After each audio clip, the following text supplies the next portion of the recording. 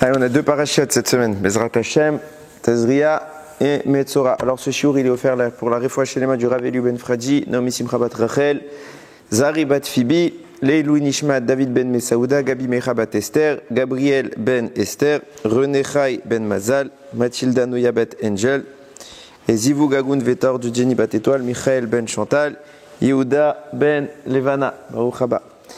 Également, oui, pour la Hatzlacha, et Parnassa de Milan Esther Bat Mazal. Également pour tous nos Chayalim qui libèrent rapidement, très rapidement encore, tous les otages. Bezrat Hashem. Ah, ok. Alors, bon, il y a deux sujets dans les deux parachutes réunis. Il y a un sujet de quelques psukim qui est celui de la naissance, donc les lois qui régissent la naissance. L'impureté qui va avec, la brit mila quand c'est un garçon, etc., etc. Et après on entame, comme le thème Metzora il l'indique dans la deuxième paracha, mais déjà dès la première paracha on va parler de la tsarat. Qu'est-ce que c'est que la tsarat? Je le rappelle tous les ans, c'est pas grave. La tsarat est une maladie qui n'est pas physique. C'est une maladie qui peut, donc déjà premièrement il n'y a pas de traitement pour cette maladie, vous pouvez prendre n'importe quel médecin, il ne saura pas la guérir. Seule la teshuva peut la guérir. C'est une maladie qui n'attaque pas que la matière organique, puisqu'elle peut attaquer les murs des maisons, elle peut attaquer les vêtements de la personne. Et ça vient principalement du lachon hara, mais il y a d'autres raisons encore.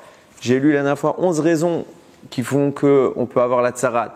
Okay, donc il y a plein de raisons qui m'amènent à la tsarat. Beikaron, on dit metzora, quelqu'un qui est frappé par la tsarat, c'est un metzora. Et ça vient du lachon, c'est la contraction des mots motzi shemra, qui a lancé des rumeurs sur les gens. Et donc forcément, Akadosh Baruch Hu le punit s'il ne fait pas tchouva. Ok, je lis. Bon, en fait, c'est le premier psukim qui traite du sujet. Adam qui est be'er besaro, seet osapachat. Au baeret. Donc, il y a plusieurs types de tâches. Donc, la personne qui va être frappée par ça, théoriquement, dans l'ordre, c'est sa maison qui est frappée la première, puis ses vêtements s'il n'a pas fait de tchouva, puis après, ça en arrive à sa peau. Ok? Donc, le Kohen, dans tous les cas, va être amené à vérifier. Kohen. Va être amené à vérifier le statut de la personne. Seul un Kohen est en mesure de dire si oui ou non c'est de la tsarat. Ça veut dire quoi? Imaginez, vous avez le plus grand de la génération, le Talmid Chacham, le Rav Ovadia Yosef. Il n'est pas Kohen. Il connaît la halakha sur le bout des doigts. Il n'y a pas mieux que lui qui peut définir si oui ou non. Il n'est pas Kohen. Il n'est pas à même de prononcer la tsarat. À la seconde où le Kohen dit c'est de la tsarat, tamé. Tant que le Kohen n'a rien dit, il ne se passe rien. C'est pour ça qu'on vide la maison avant, etc. Pour pas que l'impureté de la tsarat impacte également la propriété de la personne. Donc je disais, seul un Kohen est en mesure de le faire et il va constater plusieurs types de tâches. Et là, le Chumash les appelle Seet, Saparat, etc. Vaya be'er besaro, et donc ça apparaîtra sur la peau de son corps, les nega tsarat, une tache de tsarat, veuva el Kohen, el Aaron a Kohen, ou el achad mi bana va Kohanim. Vous voyez, la réponse est tout de suite donnée. Et il va être amené soit, c'est plutôt Aaron qui va venir, mais soit c'est Aaron qui juge, ou soit un de ses enfants, dont n'importe lequel peut être à même de le faire. Ok, puisqu'on est en train d'expliquer qu'on n'est pas dans une maladie d'ordre physique, on est dans du métaphysique, on est dans quelque chose de spirituel, de rouhani. Donc il faut toujours essayer de comprendre le mécanisme qui va légiférer un peu l'apparition de ces tâches-là. Et on va se rendre compte que bien évidemment, il y a beaucoup de choses à dire. On en dit tous les ans et à chaque fois on trouve encore plus de choses, donc on peut rajouter. C'est ce qui fait que je peux vous faire un shiur aujourd'hui. Baruch Hashem. Le Zohar il vient, il dit comme ça, il dit le mot négar, une tâche, d'où ça vient?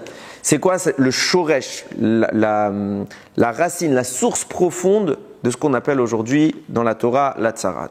Nega, une tâche, nous dit le Zohar, c'est les mêmes lettres que oneg. Oneg, c'est quoi? On a une mitzvah de la Torah, tous les Shabbats, de faire oneg Shabbat. C'est quoi? C'est se délecter du Shabbat. Profiter du Shabbat. Comment on fait ça? Avec des beaux habits, de la bonne nourriture, etc. Oneg. Maintenant, super, bon, on a mélangé les lettres, on a trouvé un autre mot, on a fait un kécher comme ça. Qu'est-ce que ça signifie? Le Zohar, il explique, il ne vient pas juste nous balancer un mélange de lettres. Il explique c'est quoi la racine du problème.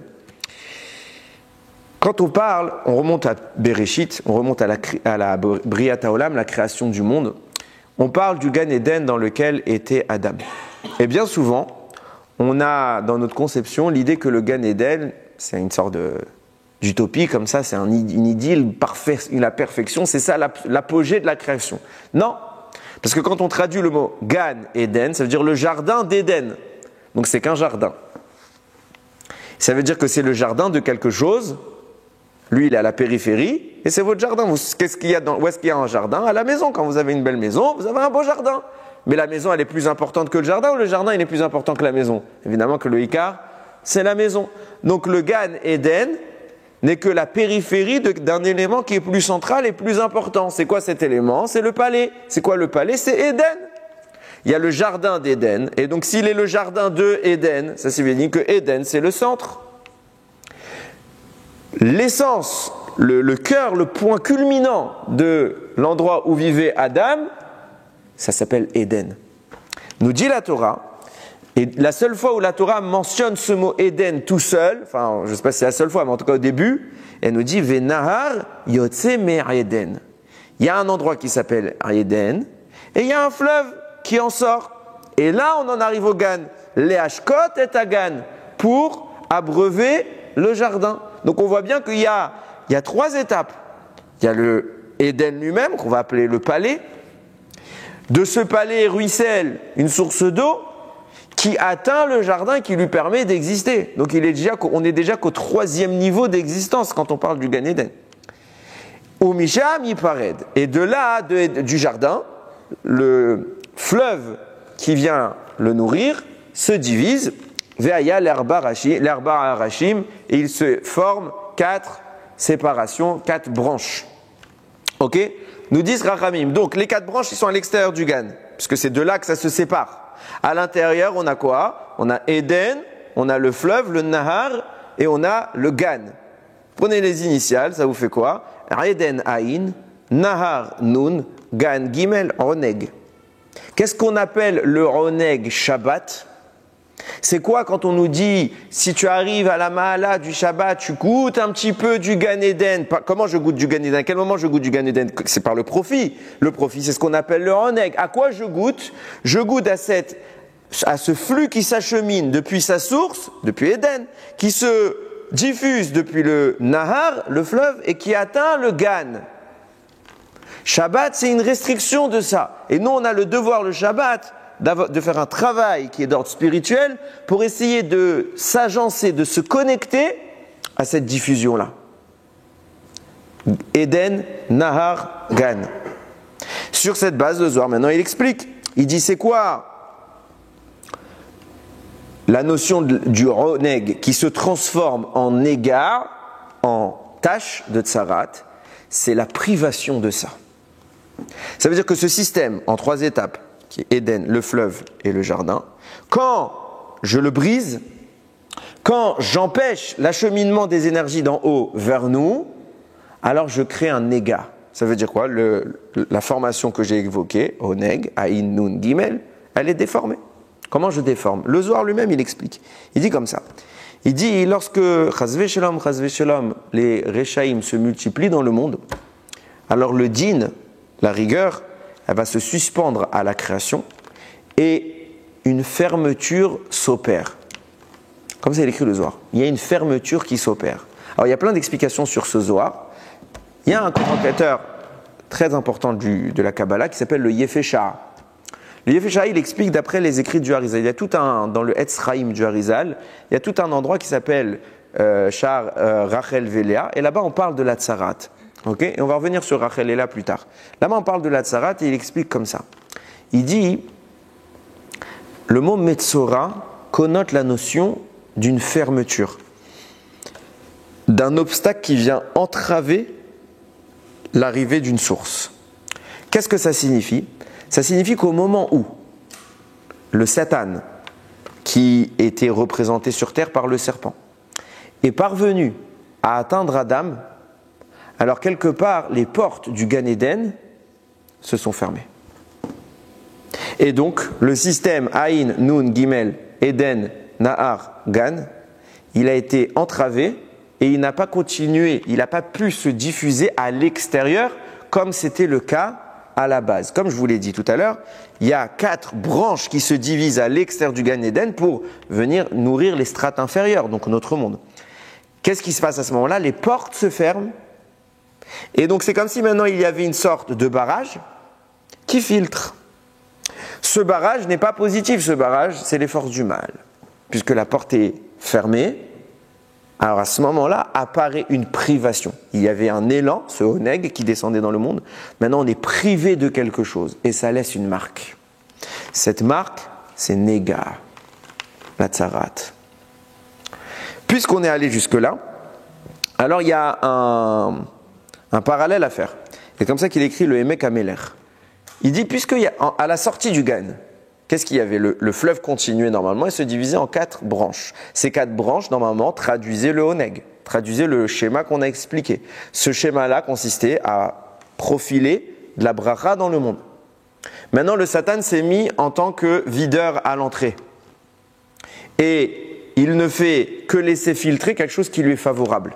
Ça veut dire en d'autres termes qu'il détourne tout ce qu'on est en train d'expliquer en sa faveur.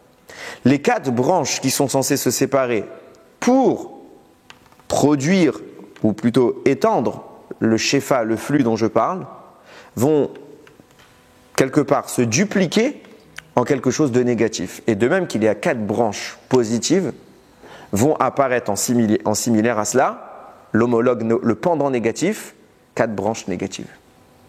4 sources du mal. Qui profitent à qui? Au Satan, qui a réussi à détourner le système pour s'alimenter lui-même. Et malheureusement, c'est à cause de nos avérotes que le Satan est alimenté en permanence. Maintenant, qu'est-ce qui se passe? La Gemara Masechet Shvuot, comme ça elle écrit. Elle parle là-bas des Yetziot de Shabbat et elle parle également des tâches de la Tzarat. Elle dit il y a 2 tâches de Tzarat, 2 types de tâches qui en sont en fait 4. Nous disent Rachamim, les 4 en question c'est quoi? Puisque je vous expliquais qu'il y avait 4 fleuves qui se divisaient à la sortie du Gan Eden, que ces 4 fleuves c'était le Oneg qui se diffusait dans le monde et que le Satan maintenant il y a mis un barrage, il a transformé ça en Nega, donc ces 4 sources qui sortent du Gan Eden vont profiler 4 variables de tâches. C'est pour ça que la Gemara, plutôt la Mishnah, c'est la première Mishnah de la Masechet là-bas, elle dit ils sont 2 tâches qui sont en fait 4. Je reviendrai sur cette formulation, pourquoi elle n'a pas dit directement 4, 2 qui sont 4. Qu'est-ce que ça signifie? Et donc là on apprend comme quelque chose d'intéressant, c'est que dans le système que j'ai évoqué à la base, quand il était bien organisé, bien structuré, il y avait 3 niveaux. Il y avait Éden, qui était le royaume, le palais. Il y a le Nahar, qui vient faire la prolongation, et il y a le Gan, qui est l'endroit où Adam évolue et il reçoit toute cette bracha. Qu'est-ce qui s'est passé à la faute? Adam a été chassé de ces 3 niveaux. Et là, la notion de tsarat, le oneg est devenu nega, elle est apparue. C'est pourquoi, pareillement, on va avoir un parallèle qui se profile sur Terre quand nous aussi, malheureusement, on va arrêter notre kesher, notre lien avec Akadosh Baruch Hu. Alors, le lien dont je parle va être remplacé par nega. Donc que ce soit un oneg, ce sera un nega. Nous aussi, on va être metzura, chas v'shalom. Et conséquence de quoi? De même qu'Adam, quand il a connu cette évolution-là, il a été chassé des 3 niveaux. Et bien, c'est écrit dans la halakha, même dans la Torah, c'est pas besoin d'aller jusqu'à la halakha tranchée. C'est noir sur blanc. Il doit être chassé le metzora des 3 niveaux du campement des Bnei Israël. Et regardez comment le parallèle est parfait. Dans la position qu'avait le Ham Israël, c'était concentrique. Il y avait à la périphérie Israël, tout celui qui était Israël. Après, de façon circulaire à l'intérieur, il y avait les Lévi'im. Et encore plus à l'intérieur, il y avait Machane Keuna, le camp des Kewanim. Il y avait quoi au niveau des Kewanim? Le Mishkan. Le Mishkan, c'est bien le sanctuaire en français. C'est le palais d'Akadosh Baruch Hu qui correspond au cœur névralgique du système que j'ai évoqué, Éden. C'est le Kodesh Kodashim. De là, sortait un fleuve. C'est quoi ce fleuve? C'est ce qui va faire la jonction entre Éden et son jardin, là où vivent les humains. Donc le jardin d'Éden, c'est là où il y a l'humanité, c'est là où ça correspond au 3e campement d'Israël, les Bnei Israël. Et entre les deux, entre Cohen et Israël, entre Éden et le Gan, il y a le Nar. C'est quoi le Nar? C'est ce qui vient faire la connexion entre les deux. C'est pour ça qu'au niveau physique, il y avait en position les Lévim. Lévim, ça vient de Milachon, Lévia, l'union. Ça vient exactement profiler le même système. De même qu'Adam Arishon a été expulsé du Gan Eden, donc des trois niveaux de réception, quand il a transformé le oneg en éga, de même celui qui fait ça, Chas v'Shalom, sur terre, il est expulsé des trois campements, il est à l'extérieur jusqu'à ce qu'il fasse tchouva et que le Kohen vienne lui réattribuer le ticket d'entrée. Il lui réouvre les portes pour qu'il puisse rentrer avec nous dans le campement à ce moment-là et plus tard, Bezrat Hashem, dans le Gan Eden. Ça nous amène à une réflexion que la Gemara pose. Elle dit maintenant, d'accord, celui qui a dit la Shonara, il fait quoi? C'est quoi le système qui va, imagine, le type il est Metzora.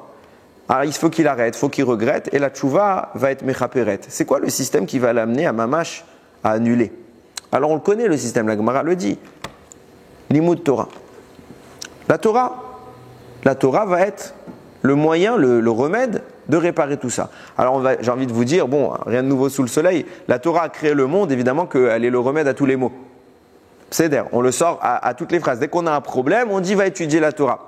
Ce qui m'intéresse ici quand je ramène cette Gemara-là, c'est de comprendre qu'est-ce qu'il y a dans la Torah, quel est le rapport qui va... Bien sûr que la Torah peut tout faire, mais quel est le kivun dans la Torah, l'angle de vue qui fait que la Torah elle a ce vecteur de réparation de la tsarat en particulier.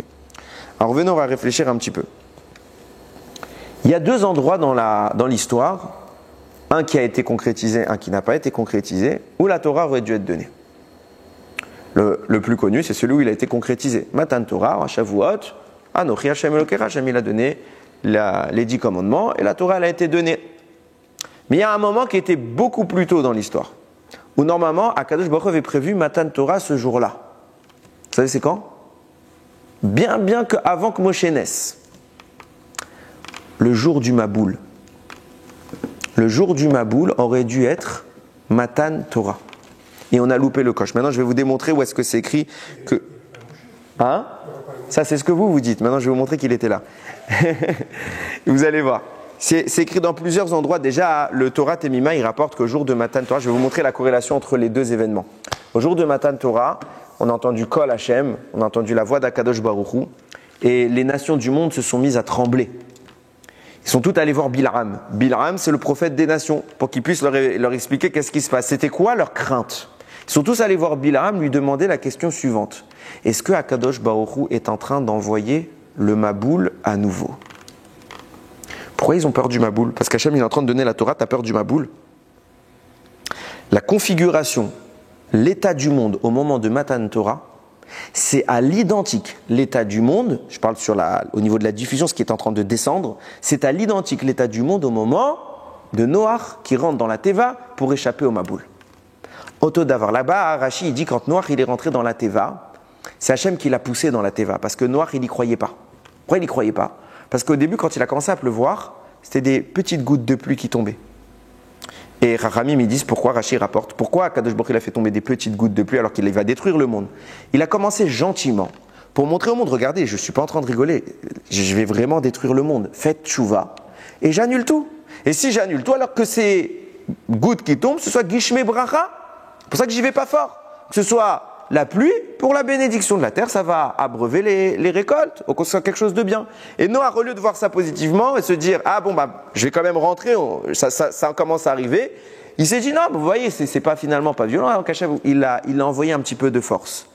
Mais à ce moment-là, l'eau qui tombait aurait dû être soit quelque chose de destruction, c'est ce qui s'est passé malheureusement, soit Gishme Bracha. Et qu'est-ce qu'elle a de particulier, cette pluie de bénédiction à ce moment-là de l'histoire? Quoi, il n'a jamais plu?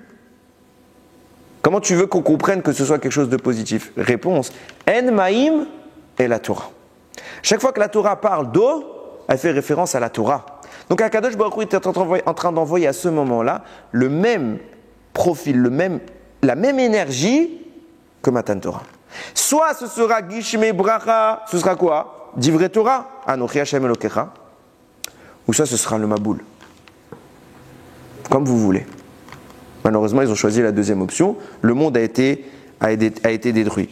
Et c'est pour vous dire à quel point Vous dites que Moshe n'était pas là. Eh bien, s'il était là, le Meforash encore écrit dans le Zohar, noir sur blanc, vous allez à la fin de Bereshit, juste avant qu'on nous dise « Et les Toldot noir ». Là-bas, c'est écrit, Hachem, il annonce ce qu'il va faire. Il annonce le Maboul, et donc dans Noir, on nous dit, voilà, il y avait quand même Noir pour redresser un peu l'échiquier, et qui va sauver l'humanité, enfin du moins il va se sauver, recréer l'humanité. Là-bas, il y a écrit, Vayomer Hachem. Hachem dit, Lo yadon ruchi ba'adam leolam. Mon esprit ne plaidera plus éternellement en faveur de l'homme. Beshagam ou Bassar, il n'est finalement que chair. Ve'ayu yamav, et son temps de vie, Me'av esrim shana, était de 120 ans. À cette époque-là, combien de temps il vivait? 900, 800, 700, là-bas on rigole quand on les voit mourir, on dit miskenim. Ils n'ont pas vécu, on dirait. Ils ont eu le temps, presque un siècle, presque un millénaire, ils ont vécu. Et on nous parle d'un homme là-bas, il nous dit son temps de vie c'est que 120 ans. Mais attention, même après Noach, on a vécu très longtemps. Abraham, 175 ans, Yitzhak, 180 ans. C'est encore dans les normes, personne ne vit 120 ans. De qui tu parles? Viens nous dire le Zohar. Sache que la Neshama de Moshe Rabbeinu, puisque ce jour-là devait être Matan Torah, Akadosh Baruch Hu, il avait envoyé la Neshama de Moshe Rabbeinu dans ce monde, elle était chez Noach et Noach a pu redonner la Torah. C'est pour ça que c'est écrit où est-ce qu'il a insinué Moshe. Il y a un mot qu'on ne comprend pas vraiment sa place. Il dit comme ça, Lo yadon ruchi ba'adam leolam, mon esprit ne plaidera plus éternellement sur l'homme qui a plaidé tout le temps la cause des humains, Moshe. Et là-bas, il y a un mot entre Beshagam ou Bassar, parce qu'il n'est que chair. D'habitude, pour dire parce que, on dit Beshagam. Non, nous dit le Zohar. Pourquoi il y a écrit Beshagam, Gematria, Moshe? Moshe ou Bassar? Moshe, c'est un humain. Ve'ayu yamav me'av esrim shana. Et son temps de vie, ce sera 120 ans. C'est pour ça que Moshe, beaucoup plus tard, quand on va arriver à Matan Torah et qu'on va faire le veau d'or, qu'est-ce qu'il va dire Hachem? Même chose que le Maboul. Je détruis tous les Bnei Israël. Qu'est-ce qui a été reproché à Noach? T'as pas prié. Il a fait la promesse de ne jamais le détruire. Comment? Il a fait la promesse de ne jamais le détruire. Je détruis les Bnei Israël, il disait Hachem à Moshe. Il a dit à Moshe, je vais détruire au moment du veau d'or. Il n'a pas dit je détruis l'humanité. Il a dit je détruis les Bnei Israël et de toi, je referai une descendance. De même que de façon clalite, parce que jusqu'à maintenant, il n'y avait pas encore un peuple qu'Hachem avait choisi. Donc à l'époque, c'était tout le monde. Tout le monde a été détruit. Il est resté noir et de lui, on a régénéré. Hachem voulait faire pareil avec Moshe, régénérer depuis Moshe. Qu'est-ce qu'on a reproché à Noach? Noach, quand Hachem t'a annoncé la destruction du monde, est-ce que tu as prié? Non. Nous disent Rachamim, Moshe, c'est un nitzotz de Noach. C'est une de ses réincarnations. Il y a même une allusion plus tard, mais je ne vais pas vous faire tout le shiur sur ça. C'est une de ses réincarnations. C'est pour ça qu'il a dit à Hachem, si tu les détruis, Mechenina misifricha, efface-moi de ton livre. Mechenina, c'est les mêmes lettres, nous disent Chazal, les mêmes lettres que Noach. Tu m'as reproché dans mon ancienne vie quand j'étais Noach, que quand tu as voulu détruire le monde, c'était soit Matan Torah, soit Maboul. J'ai pas prié. Je ne ferai pas deux fois la même erreur. Maintenant, soit tu donnes la Torah et tu maintiens les Bnei Israël, soit tu m'effaces de ta Torah, voilà j'ai prié, maintenant j'ai pas fait une erreur, tu es obligé de... La dernière fois tu m'as dit, ah t'as pas prié, tu aurais pu les sauver, voilà maintenant je prie, tu es obligé de les sauver, parce que tu m'as reproché la dernière fois. Et comme ça Moshe nous a sauvés. Otodavar, Moshe c'était le même personnage, Beshagam, il était là-bas, prêt à donner la Torah. Et on a loupé le coche. Plus tard, va venir Matan Torah et on va rattraper le coche, cette fois ce sera dans un format limité, puisque ce sera que les Bnei Israël. Maintenant, question. Oui. Moshe, c'est pas censé être un guiboul de Eden aussi. D'habitude, c'est écrit. Je ne voulais pas vous dire ça parce que sinon on va finir le shiur à demain. Il y a écrit comme ça. Dans le nom de la personne est inscrit tous ces Gilgulim. Ok. Donc, tu as Moshe. Ok. C'est quoi ces Gilgulim? Même pour Moshe, c'est lui-même. Shin pour Shet, ce qui est la réincarnation de Hevel, et He pour Hevel. Hevel, il est revenu en Shet, puis plus tard en Moshe. Ah, et Noach, il est où? Plus tard, on va parler du petit-fils de Moshe qui va fauter. Et là-bas, on remonte jusqu'à, si je me trompe pas, c'est écrit Ben Gershom, je ne sais plus si c'est Gershom, ouais, c'est écrit Ben Gershom, si je ne me trompe pas, Ben Ménaché. Ménaché, il est écrit avec un petit noun. Rashi, il dit, pourquoi c'est écrit avec un petit noun? Parce qu'en fait, le papa en question, c'est Moshe. Et on ne veut pas lui rappeler à Moshe Rabbeinu que son descendant, c'est un idolâtre. Donc on a transformé son nom, son vrai nom c'est Moshe, et pour pas qu'on voit que c'est Moshe, on a mis un petit noun, pour faire Ménaché. Mais pour que tu vois, quand même, ça reste Moshe. Pourquoi c'est Nun qui a été écrit? Parce que Moshe, un de ses Gilgulim, c'est Nun de noir. Je te donnerai la référence une autre fois si tu veux. Maintenant, je reviens sur ce que j'allais poser comme question. Je comprends que les Bnei Israël vont recevoir la Torah en lieu et place de ce qu'aurait dû être la génération du déluge. Okay? Quelle est la différence entre les deux générations? Parce que nous, on est sortis d'Égypte, c'est-à-dire, on était, Bémet, vous pensez qu'on était des gens qui avaient un mérite titanesque? On a expliqué, on a parlé de Pessar non-stop, on a vu qu'on avait à peine tout juste 2 mitzvot en sortant d'Égypte, c'est qu'on a fait la Brit Mila, on a fait le Korban Pessar. Ça y est, on a fait 2 mitzvot, on mérite la Torah, et on est des grands. Ah, on a eu 49 jours pour se préparer. En 49 jours, tu deviens un géant? Preuve en est, ça n'a pas si bien marché, on a fait le veau d'or. C'est quoi la différence entre nous, qui avons été capables de transformer cette destruction en construction, Matan Torah, et eux à l'époque du Maboul, qui n'ont pas réussi? Qu'est-ce qui leur manquait? Qu'est-ce qui nous manquait? Regardez, j'ai lu c'est la première fois que je lisais ce pirouche, Mistama, qu'il était connu. Vous allez me dire, peut-être vous l'avez déjà entendu. Le Gaon de Vilna, il dit quelque chose, Pélé Pélaot. Et dans ce système, on va analyser ce qui s'est passé à l'époque de Noir, pour voir là où ça a foiré, pour comprendre là où ça a réussi à l'époque de Moshe Rabbeinu. Quand Akadosh Baruch Hu va dire à Noir de construire une teva, j'aurais pu faire ce shiur sur Parashat Noir, ça aurait été pareil. Quand Akadosh Baruch Hu, il va demander à Noir, fais une teva, il va lui donner des mesures. Il va lui demander, Vezé Asherta Aseota, comme ça tu vas la faire. Shlosh Meot Ama Orecha Teva, 300 amot, une coudée de long. Chamishim Ama Rorba, 50 de large. Ou Shloshim Ama Komata, et 30 de haut. Et après il dit Tsoar Tase la Teva, tu vas faire une lucarne pour qu'il y ait un peu de lumière. Ve'el Ama Teralena Milemala. Donc en fait, Rashi il explique comment c'était. Vous avez un toit au niveau de la Teva, et il y a un petit moment plat. Là, on va mettre la lucarne, la fenêtre. Cet endroit plat ici, il fait une ama. Voilà 4 mesures que la Torah nous donne. 300 de long, 50 de large, 30 de haut et 1 en affaissement. Le gars de Mina dit, mais je ne comprends pas. À quoi ça sert? Il lui fait un bateau. Pourquoi? Parce que vu la violence de ce qui va s'abattre maintenant sur Terre, tu crois que aussi fort il soit Noir en construction, tu crois qu'il est capable de gérer le Maboul? Si Noir il sait faire un bateau, tout le monde sait faire un bateau. Il y avait sans doute des bateaux même à l'époque, ils n'ont pas tenu. Alors que tu crois que c'est ta construction qui va faire quelque chose, c'est évidemment que c'est Hachem qui va le sauver. Deuxième point, dans cet édifice, il va rentrer tous les animaux. Ça ne rentre pas, on le sait. C'est un des endroits où le petit a contenu le grand. C'est impossible. Donc on s'en moque de sa taille. Dis à Noir, fais un bateau, et puisque tu vas faire un miracle, alors qu'il fasse ça ou qu'il fasse ça, c'est autodavar. Tu fais la même chose, fais rentrer tout le monde. Pourquoi la Torah te précise des mesures? J'ai lu, j'étais scotché. J'ai dit je peux pas, même si ça n'avait pas été le sujet, j'aurais été capable de vous le dire. Mais bon, prochain c'était le sujet. Alors regardez, il cite Rav Shimshon d'Ostropoli, c'est le Gaon de Vilna, et il cite Rav Shimshon d'Ostropoli. Quand Rav Shimshon d'Ostropoli il parle, généralement, c'est quelque chose d'extraordinaire. Il dit comme ça. Il faut savoir que au moment où Akadosh Baruch Hu va détruire le monde, on comprend, c'est logique, que les forces du mal se sont abattues dans le monde, sinon il n'aurait pas de raison de le détruire. Donc on a une expression du mal qui est très intense, sans doute la plus intense de l'histoire.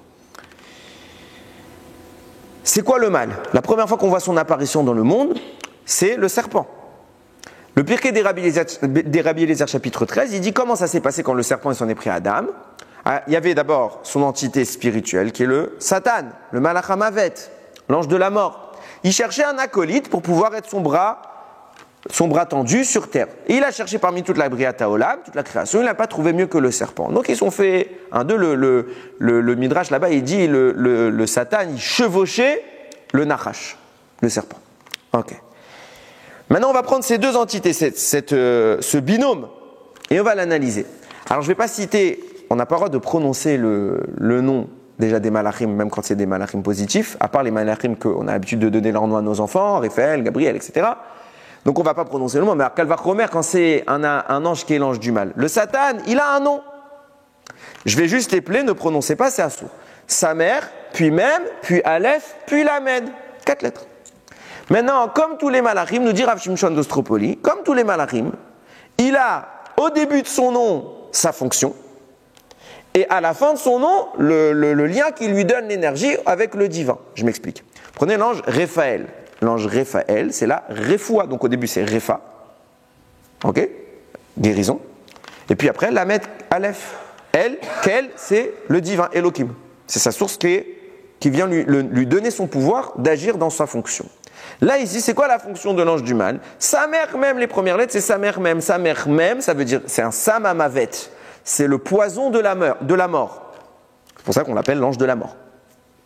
Et Aleph Lamed, c'est le divin qui vient s'habiller en lui. Même chez lui, il y a le divin. Dans toute existence, il y a le divin. Dieu est partout. Enon milvado. Donc nous dit Rav Shimshon, on comprend que dans cette entité-là, puisque c'est une entité négative, Aleph Lamed, c'est les forces du bien. Sa mère même, c'est les forces du mal. Et pourquoi les deux sont réunis? Pour faire un mitouk, pour adoucir la rigueur qui va s'exprimer. Parce que si vous imaginez, on n'a que le mal, alors c'est la destruction. Donc Akadosh Baruch Hu, il le nourrit même avec une expression de lumière pour calmer un petit peu ses ardeurs. Donc vous retenez, sa mère puis même, deux lettres qui viennent donner l'énergie négative à cet ange.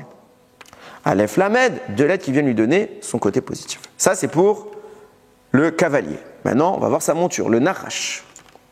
Nous dit Rav Shimshon d'Ostropoli, enfin, c'est pas lui qui le dit, c'est une Gemara Meforeshet, qui là-bas, la Gemara, elle rapporte, elle dit quelque chose que tout le monde sait, que j'ai pas besoin d'une Gemara pour le dire, mais elle le dit. Elle dit, le venin du serpent, il est entre ses dents. Ah, waouh! Si j'avais pas eu la Gemara, j'aurais pas compris que quand le serpent il mord, c'est par là, par ses crochets qu'il met le venin. Qu'est-ce qu'elle veut dire, la Gemara? Nous dit Rav Shimshon d'Ostropoli, il veut te dire où elle est la source négative du serpent, où elle est sa source positive. Parce que lui aussi, il a une source positive. Lui aussi, il a une source négative. La source négative, c'est son venin.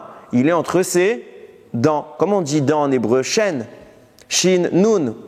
Ouais, ça s'écrit comment le serpent? Nachash. Nun, chet, shin. Les deux extrémités, c'est quoi? Shin et nun. Shen. Entre la dent, il y a son venin. C'est quoi la lettre qui est au milieu de la dent? Chet. Donc, nous dit Rav Shimshon d'Ostropoli, le chet, c'est le mal. Le shin et le nun, c'est la source positive. De là, tu commences à comprendre quelque chose d'extraordinaire. Viens, on réunit dans le binôme serpent-ange toutes les forces du bien d'un côté, toutes les forces du mal. Commençons par les forces du mal. Chez l'ange de la mort, c'était sa mère même. Chez le serpent, c'est chet. Ça vous forme les lettres du mot Hamas. C'est pour ça qu'au moment du déluge, au moment du Maboul, qu'est-ce qu'il dit Hachem? Vatishachet haaretz lifnei Elohim. La terre s'est pervertie devant Dieu. Vatimale haaretz Hamas. La terre s'est remplie du Hamas. Hamas, c'est quoi? La violence. Ils ont mis ici l'iniquité dans la Bible. Rashi dit, c'est le vol avec violence. C'est pourquoi, d'où il vient ce mot-là? C'est quoi le mot M-A-U-X qui vient détruire le monde? Hamas, c'est toutes les énergies du serpent, négatives, cumulées aux énergies du Satan, négatives, ça vous fait le Hamas. Et là, le monde, puisqu'il y a le Hamas qui s'exprime, ça s'est rempli. C'est-à-dire que le mal, il a dominé, il a tout éteint. Alors, Akadosh Baruch Hu, il dit, maintenant, il faut détruire le monde, mais il faut pouvoir lui laisser une base de régénération. La base de régénération, c'est quoi? C'est les forces du bien. Donc il va demander à Noah, construis pour moi une teva. J'ai pas besoin de tes tailles. Mais pourquoi je te donne les tailles? Parce que la teva, c'est le sauvetage de toute l'humanité. C'est pour ça que je vais te demander d'utiliser quelles sources? Les sources du bien que je t'ai parlé. Chez l'ange du mal, les sources positives, c'est Aleph Lamed. Chez le serpent, c'était Nun, Shin. Vous me suivez jusque-là? C'est pour ça, Shin, valeur numérique 300, 300 de long. Nun, valeur numérique 50, 50 de large. Lamed, du Aleph Lamed du Satan, 30 de haut, et Aleph 1 pour le petit affaissement où il y a la lucarne pour faire la lumière. Qu'est-ce que c'est que la Teva? C'est l'extraction de toutes les forces du bien, qu'on dissocie complètement des forces du mal. Le mal va s'abattre dans le monde, la terre elle a été pervertie, tout le Hamas il est là, et on va faire une bulle de protection. C'est quoi la bulle de protection? Tout ce Hamas là, d'où il tire cette force? Du bien. On va faire une bulle protectrice qui s'appelle le bien. Et là, Noach, il est sauvé. Oui. Pourquoi est-ce qu'il demande à Noach de la construire? Pourquoi pas? Dieu l'aurait pu. Parce que Noach doit faire sa ishtadlut. De même, dans tous les endroits du monde, on voit que pour traverser la mer, qu'est-ce qu'on a fait? On s'est jeté dans l'eau. Pour faire les 10 plaies, Moshe active la plaie. on a toujours un élément sur terre qui vient profiler un élément dans le ciel. Même si Dieu peut tout faire, c'est son système qu'il a choisi. Preuve en est, même dans le mal, il choisit comme ça. Le Satan, il n'avait pas besoin du serpent, il a choisi un serpent. Auto d'avar, toujours un représentant dans les deux sphères. Ok? Je reviens maintenant sur mon parallèle. Regardez comment ça va se profiler. On a compris, finalement, que on va régénérer le monde.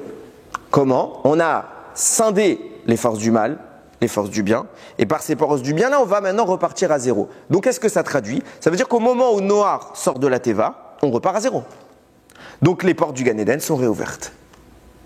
On part sur une nouvelle humanité. Tous les compteurs sont remis à zéro. Malheureusement, on devait faire quoi maintenant? Certes, Hachem, il a rouvert les portes. Ça ne veut pas dire que tu peux rentrer.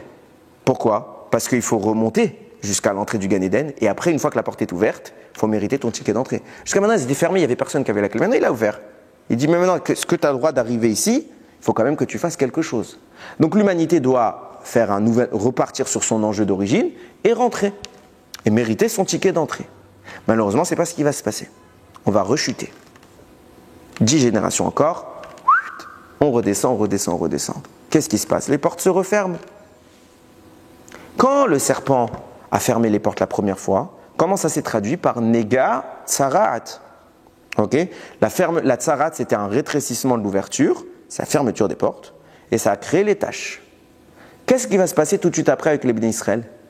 Quand le peuple juif arrive, on est le peuple qu'Akadosh Baruch Hu va choisir. Pourquoi? Parce qu'il y a enfin un homme qui va se retrousser les manches, qui va dire oh, on ne va pas foirer toute notre vie.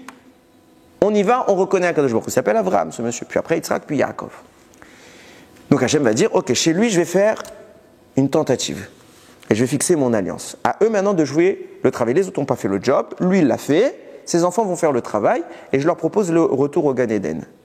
Mais maintenant, avant qu'ils soient arrivés ces enfants-là, il y a eu des générations qui ont tout saccagé à nouveau. Donc les portes du Gan Eden se sont refermées. Donc comment ça va se traduire sur Terre? Eh bien exactement la même chose qui s'est passée avec Adam qui a été exclu du Gan Eden par un serpent, dont la présence a fermé les portes et a transformé le flux en Tsarat, en Néga. Vous allez voir que c'est exactement pareil, il n'y a pas besoin d'aller chercher très loin. Où vit Yaakov? En Israël. Il descend où? En exil. Il sort d'Eretz Israël pour aller chez qui? Chez Paro. Quelle était la maladie de Paro? Tsarat. On va chez le Metzora. C'était qui le Metzora avant? C'était le serpent. Maintenant c'est Paro. Lui-même il s'appelle le Tanin. Il dit je suis le grand Tanin. Il avait un petit serpent sur la tête là. L'endroit qui est choisi c'est lequel? Mitzraïm. Milachon Metzer. Quelque chose qui connote la restriction, l'étroitesse. Parce qu'on est en train de refermer à nouveau la porte. On va en exil pourquoi? Pour réouvrir la porte. Et vous allez voir que c'est là que va se jouer toute la nuance avec la génération de Noach. Je reviens maintenant sur une notion que j'ai évoquée il y a longtemps. Et plusieurs fois j'ai dit le principe général, et une fois j'avais parlé d'un détail. Je vais revenir sur le général et le détail. Il y a le principe général, je pense que ceux qui viennent régulièrement au Shirim, vous le connaissez maintenant. Le Harizal, il explique que, de même qu'il y a des mondes en bas, il y a des mondes en haut. Mais là, si je me répète à chaque fois, mais il faut que je l'explique pour tous ceux qui n'étaient pas là les autres fois. De même qu'il y a des mondes en bas, il y a des mondes en haut. Et là, la structure de ce qui apparaît ici, c'est la même structure que ce qui apparaît en haut. Zé, Léoumadze, c'est un reflet l'un de l'autre. Très bien. De façon très simple et très rapide, parce que je ne veux pas rendre ça pesant. Le Harizal explique. L'entité qui va créer Israël, c'est Yaakov. Israël, c'est Yaakov. Il va être marié avec deux femmes qui s'appellent Rachel et Léa, et de là vont générer toutes les tribus d'Israël. Ok, Bashamaïm, il y a un Yaakov qui s'appelle Israël, il y a une Rachel et il y a une Léa. C'est quoi? C'est pas des humains, Chas v'Shalom, c'est des mondes. C'est des mondes. Il y a un Olam qui s'appelle Israël, il y a un Olam qui s'appelle Rachel, il y a un Olam qui s'appelle Léa. Comment ça fonctionne? Je donne toujours le même schéma. Imaginez c'est pas comme ça. En lo gouf, en lo demouk, la gouf, il ne faut pas donner de forme. Mais la Torah nous parle avec nos mots à nous. Imaginez une sorte de cylindre comme ça, qui s'appelle Yaakov. Et Yaakov, il est marié avec deux femmes. C'est les deux mondes féminins. Le cylindre qui s'appelle Yaakov ou Israël, c'est l'entité masculine. Il est corrélé à deux entités féminines superposées. Léa en haut, sur le tiers supérieur. Rachel sur les 2 tiers inférieurs. Et ils correspondent à l'entité féminine de ces mondes. Quand ces mondes, puisqu'on parle d'entité masculine et féminine, ils s'unissent, puisqu'il y a union quand il y a le masculin et le féminin, ça génère des choses chez nous.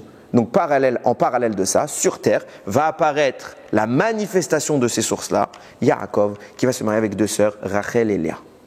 Okay, c'est pour cela, pour ceux qui font le Tikkun Chatzot, vous verrez que Tikkun Chatzot, il y a 2 passages, Tikkun Rachel, Tikkun Léa. Quand on parle de Rachel et Léa, vous croyez que nos imaot, elles ont besoin d'un Tikkun? Non, elles, il est fini leur Tikkun, elles ont fait ce qu'elles devaient faire. C'est nous le problème. On ne parle pas du Tikkun de elles, on parle du Tikkun du Olam en question. Ok? C'est toute la notion de l'exil de la Shekhinah. Maintenant, vous remarquerez que Yaakov n'avait pas que 2 femmes. Il avait 4 femmes. Les 2 servantes, Zilpa et Bila. J'ai fait exprès de les appeler servantes. Pourquoi? Parce que la Torah les présente comme ça. Elle les présente en 2e catégorie. On ne les calcule pas beaucoup. On ne parle pas d'elles. On ne les voit jamais parler. Elles sont mises au 2e rang. Et pire que ça, on a l'impression qu'elles sont utilisées. Alors je vais rentrer dans le détail de ce shiur-là, juste pour vous faire remarquer tous ces problèmes-là. Et pourtant, elles vont générer la moitié du peuple juif. C'est 50% des femmes de Yaakov, c'est elles. Alors c'est pas 50% des enfants, mais quand même 4 tribus. C'est pas rien, ça fait quand même 1/3. D'où elles viennent? Puisqu'on est en train de dire qu'il y a une corrélation entre ce qui se passe là-haut et ce qui se passe en bas, donc ça doit venir d'en haut. Dans les mondes, l'Arizal nous explique qu'il y a la notion de panim ve'achor. Il y a toujours l'avant et l'arrière d'un monde.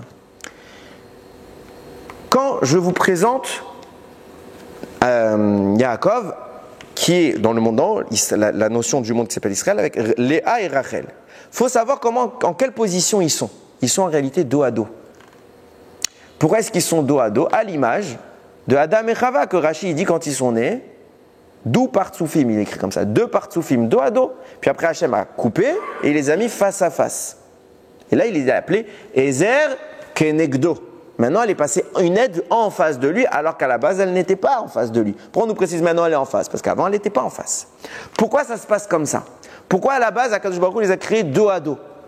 Parce que le principe de base veut que la partie la plus faible d'une entité c'est son arrière. L'endroit le plus facile pour attaquer quelqu'un, c'est comme l'expression a dit, tu m'as attaqué par le dos. Pourquoi? Parce que je ne peux pas me défendre dans le dos. Bashamaïm, dans ces mondes-là, ils sont aussi dos à dos. Pourquoi? Parce que l'arrière, il est faible. Et les forces du mal, elles peuvent attaquer l'arrière. Donc on se met en position de soldats dos à dos. Un, il surveille l'arrière de l'autre. Mais quand on en arrive à une expression de réparation absolue, alors même à l'arrière, on est tellement puissant qu'on ne craint pas l'ennemi. Quelqu'un, c'est quelqu'un qui est très fort. Il sait qu'il a peur de personne. Même de derrière, on ne l'attaque pas. Pourquoi? Parce que le monsieur, il est très fort. Très grand, très costaud, très sportif. Il va l'attaquer. Un petit gringalet, personne ne l'attaque. Il est trop fort. Quand il est faible, on l'attaquera par le dos. Tant qu'il est fort, on ne l'attaque pas. Au début, les mondes sont dos à dos, de même que Adam et Chava sont dos à dos. Et après, on doit élever les mondes pour que justement la scission se fasse et qu'on se mette en position face à face. Et là, c'est là qu'il peut y avoir une union.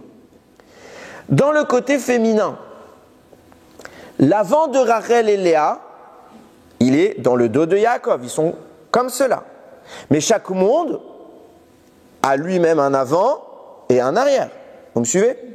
De même qu'il y a un avant qui s'appelle Léa, alors il y a un arrière à Léa. Il s'appelle Zilpa. De même qu'il y a un avant à Rachel, il y a un arrière à Rachel qui s'appelle Bilha. Et ces 2 entités-là sont 2 qui en sont 4. C'est la même chose, l'avant et l'arrière, mon devant et mon arrière, c'est moi, mon ventre et mon dos, c'est la même personne. Mais mon dos est plus faible que mon ventre. C'est le même principe. Léa, elle a une faiblesse à l'arrière qui s'appelle Zilpa. Rachel, elle a une faiblesse à l'arrière qui s'appelle Bilha. C'est pour ça qu'on le met en position militaire. Mais au moment de l'union, alors on découvre le dos et on prend le risque d'exposer la faiblesse. Quand ça se produit, généralement, c'est que le monde est prêt à exposer cette faiblesse parce que même cette faiblesse, elle est plus forte que l'attaque. Ok? Donc vous commencez à comprendre d'où viennent Zilpa et Bilha. Et pourquoi on les met quelque part en 2e catégorie? C'est pas qu'on est en train de dire qu'elles sont moins importantes. C'est qu'elles reflètent la faiblesse de Léa et de Rachel. c'est la face cachée de Rachel et Léa.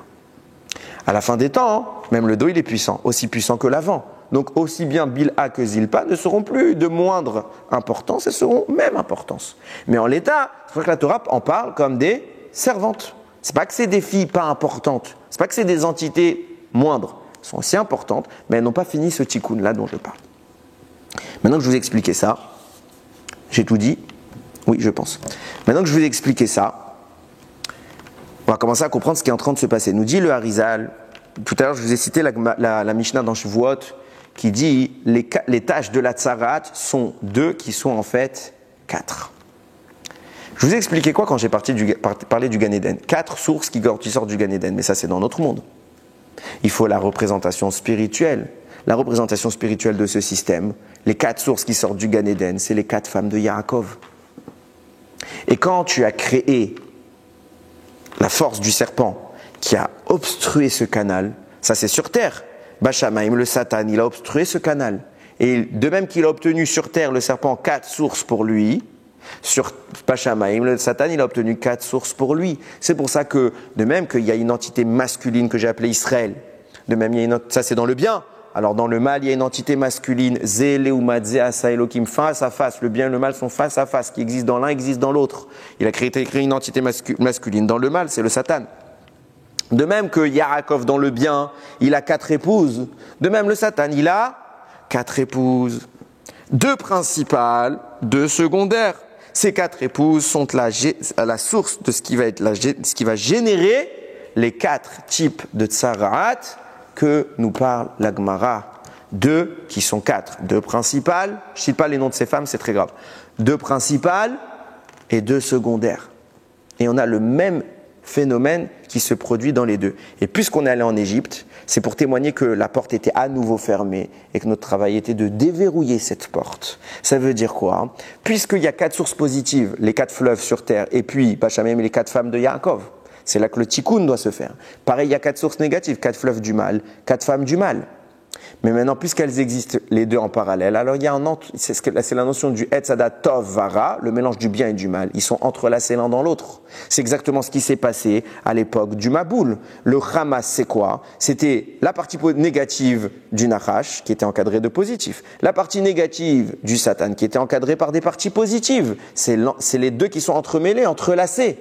Ce mélange-là, on est allé en Égypte et on l'a rencontré à nouveau avec un objectif, c'était de l'en extraire nous-mêmes, pour pouvoir mériter que du bien, ce soit nous qui ont fait cette extraction, alors on méritera la Torah.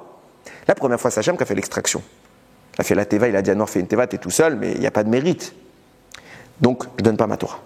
Par contre, si vous faites cette extraction-là, je vous donnerai la Torah. C'est pour cela que vous allez voir que Yaakov, au préalable, il va aller chercher, avant d'aller en Égypte, il va vivre un premier exil chez tonton Lavan. Pourquoi il va chez tonton Lavan? Pour aller récupérer Léa, Rachel, Zilpa, Bilha. C'est pour ça qu'avant d'aller chez tonton Lavan, il va faire 14 ans d'études, 2 fois 7 ans. Combien de temps il va passer pour travailler chez son oncle Lavan pour avoir Rachel et Léa? 7 ans et 7 ans. C'est pour ça qu'au total, ça vous fait 4 fois 7 ans. 14 ans de limoud et 14 ans de travail pour obtenir les 4 femmes, 28 ans. Et à la fin, il a les 4 femmes. Et au moment où il s'en va, qu'est-ce qu'il est ce Lavan? Ce Lavan-là, c'est justement toutes les forces du mal. Lavan, on sait combien il était pasoul, il était tamé. Qu'est-ce qu'il dit Lavan quand on s'en va? Il court après Yaakov et il lui dit, c'est comme ça, c'est pas mes mots, c'est les mots du Maaseh Nissim sur la Gada de Pessah. Vayaran Lavan vayomer el Yaakov. Lavan, il a dit à Yaakov, Abanot bnotai. Les filles, c'est mes filles. Ve'abanim banai. Et les garçons, les fils, c'est mes fils. Je comprends dans le sens simple. Tes fils, c'est tes filles. Pourquoi tu dis que tes petits-fils, c'est tes fils? Alors on voit dans la Torah que le petit-fils, on peut l'appeler le fils. Pourquoi il dit c'est mes fils? Ça a l'air de dire c'est pas tes enfants. Pourquoi il lui dit c'est pas tes enfants, c'est mes enfants? Parce que puisque Lavan c'est le mal, que Yaakov c'est le bien, c'est les deux entités dont je vous parle. Il y a mélange, il y a eu fusion des deux. Qu'est-ce qu'il allait faire Yaakov? Il allait récupérer le bien. Il a extrait des 4 femmes du mal, il a extrait 4 femmes du bien. C'était qui ces femmes? Chez Lavan. Lavan, il apparaît en étant leur papa et pas leur mari. Alors ça c'est moi qui le dis, c'est pas écrit comme ça, mais c'est de la logique je pense. Pourquoi ils apparaissent? Puisqu'on dit que les 4 femmes du mal, c'est les épouses du Satan. De même que les 4 femmes du bien, c'est les épouses de Yaakov. Alors pourquoi elles apparaissent là maintenant étant les filles du mal et pas les femmes du mal? Logique. Puisque Yaakov doit les récupérer. On ne va pas les couper en deux. Il ne peut pas se marier avec des femmes déjà mariées. Donc elles apparaissent étant mariables.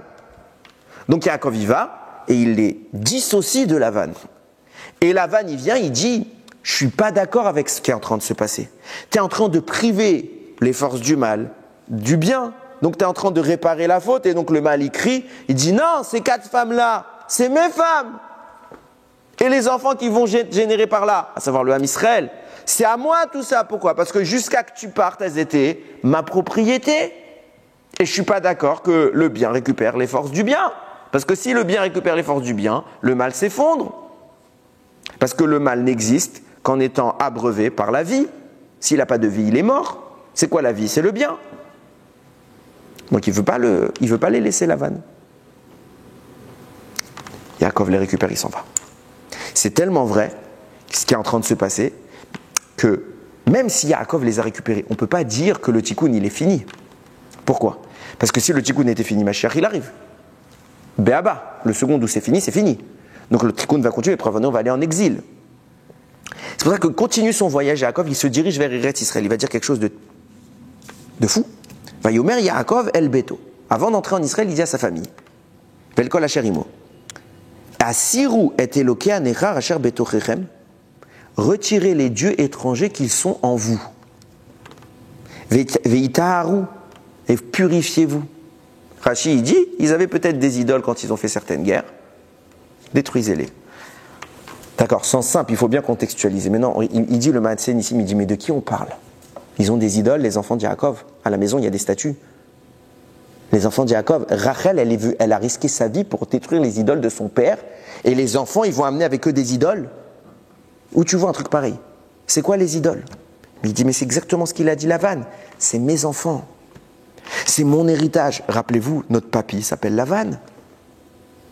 Et il dit, et mon influence négative, elle est en eux. Et c'est pas parce que tu me les prends que je te laisse que le bien et qu'il n'y a plus de mal. Il y a encore du mal. Vient Yaakov, il dit maintenant qu'on rentre en Eretz Israël. Et Sirou et Eloké Anechar. À Sirou et Eloké Anechar. Retirez les dieux étrangers. C'est qui les dieux étrangers? Toutes les forces du mal que vous héritez de Lavan, de Papy Lavan. Vous me les dégagez maintenant. Il faut faire un travail de purification. Ils vont faire ce travail. Ils vont le commencer du moins. Et il va se poursuivre quand? En Égypte. Quand ça? Eh bien exactement ce qui va se passer pendant 210 ans. On retourne auprès du Metzora, Paro, dans un endroit fermé, Metzer, Mitzraïm, la porte que le Satan a fermée à la sortie du Gan Eden, et on est exclu d'Eretz Israël pour partir en exil. Le même cheminement. Sauf que pourquoi on y va? Pour enlever les résidus que tonton Lavan, il nous a laissés. C'est pour ça que le Khatam Sofer, il donne une précision. Il dit, puisque l'objectif c'était de retirer ce verrou, puisque l'objectif c'était d'enlever les forces encore résiduelles des 4 femmes de Yaakov, Bilha, Zilpa, Rachel et Léa, je les ai dites dans un désordre, c'est pas grave. La Torah, comment elle parle de Mitzraïm? Dans Devarim, c'est écrit, Ve'etrem lakach Hashem, et vous Hashem vous a pris, Moshe il révèle, Vayotzi etrem mikur à Barzel, et il vous a sorti du creuset de fer. Pourquoi Mimitzraïm, qu'on appelle l'Égypte? Pourquoi il appelle ça le creuset de fer? Barzel. Barzel, c'est les initiales Bet, Bilha, Resh, Rachel, Zayin, Zilpa, Lamed, Léa. Le résidu des 4 femmes de Yaakov qui étaient mélangées avec les 4 femmes, les 4 énergies négatives qui sortent de la vanne et donc du mal. On l'a retiré. Ayant fait tout ce travail, on arrive, et pas comme Noach, que c'est Hachem qui a imposé la différence, la séparation des forces, c'est nous qui faisons ce travail.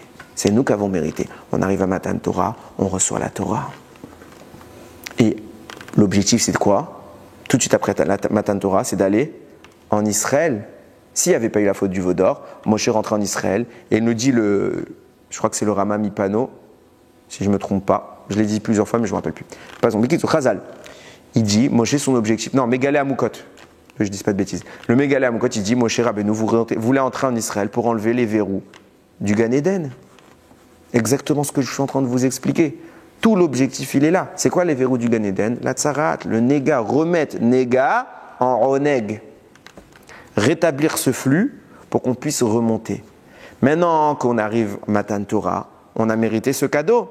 Alors il va falloir se passer quoi? On a fait le grand premier exil. Il va falloir maintenant, les portes du Gan Eden sont potentiellement ouvertes. Il va falloir maintenant remonter par les 4 canaux, les 4 fleuves qui ont été impurifiés par le mal. Ça veut dire les 4 Imaot, les 4 femmes de Yaakov, qu'on va maintenant terminer leur tikkun parce qu'il n'a pas été terminé. C'est pour ça qu'il va y avoir 4 exils à la suite du premier exil. On a rouvert la porte. Maintenant, on est en train de prendre les bateaux pour remonter la source pour arriver à l'entrée du Gan Eden.